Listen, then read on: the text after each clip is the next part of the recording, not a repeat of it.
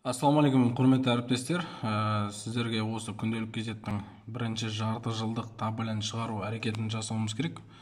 Ол үшін жеңіл әрі оңай. Яғни біз ЭЦХ арқылы қол қоймай, жалпы табльді шығару алу әрекетін жасауымыз қажет. Енді өздеріңізге белгілі, осы уақытқа дейін табль шығардыңыздар, оны есептер бөлімінен және үлгерім оқушылар және де өзіңізге керекті сыныпты таңдауларыңыз қажет. Енді мен қазір өзімізге керекті сыныпты 8-ші А сыныпты таңдадым. Енді ол бойынша осы терезе ашылады, мына көріп тұрғандарыңыздай. Енді сіздер жоғарыда жалпы сынып бойынша табль дегенді басасыздар. Енді жалпы сынып бойынша табль дегенді басқаннан кейін оқушылардың аты жөні, осы жердегі жалпы табльде көрсетілу керек әрекеттердің барлығы жазылады. Бірінші жартыжылдық, бірінші тоқсан тәртібі, қорытындысы. Енді мен қазір жалпы жылдық қорытынды табльді шығарып жатырмын.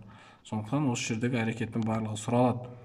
Енді біздер астына қарасаңыздар, ЭЦХ қол қою, басып шығару, жабу әрекеттері тұрады. Сіздерге мен ЭЦХ арқылы қол қоймай, просто шығарып алыңыздар дедім. Енді сіздер қалай шығарып аласыздар? Басып шығару батырмасын басасыздар. Басып шығару батырмасын басқан кейін шамалы уақыт күтесіздер. Яғни ол терезе келесі беттен ашылады. Келесі беттен сіздерге мынандай терезе ашылады. Келесі беттен мынандай терезе ашылады. Көріп тұрсыздар, бұл жерде сыныптың оқушыларының аты жөні тізімі баяғы ескі тізім бойынша. Одан кейін табльдің бірінші беті, екінші беті, бірінші жарты жылдық бағалары және оның ішінде жаңағыдай толыққанды үлгерім сапасы шығады екен. Бұл жерде основной негізгі пәндерді белгілегенбіз, варианттар көрсетілмеген. Қалған әрекеттердің барлығын қол қою, печат ұру, мына жерде петкеңестің шешімі деген әрекеттердің барлығын, ата-аналар қол қоятын бөлімдердің барлығын кәдімгі қолмен қойып аяқтайсыздар. Ең жылдам әрі ең тиімді әрекет, яғни сіздерге осылай шығарып бекітулеріңіз қажет.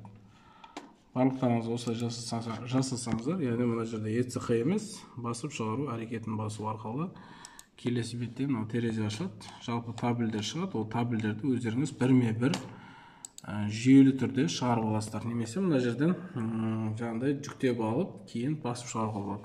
Сақтап қоямыз. 8-ші А сынып деп. Сынып табль деп қояйық. Осылай істейсіздер да, рабочий стол болса рабочий стол, басқа жер болса басқа жер, сақтап қоясыздар. Загрузкаға түседі, болды. Осылай шығарып ала бересіздер. Жеңіл әрі тиімді.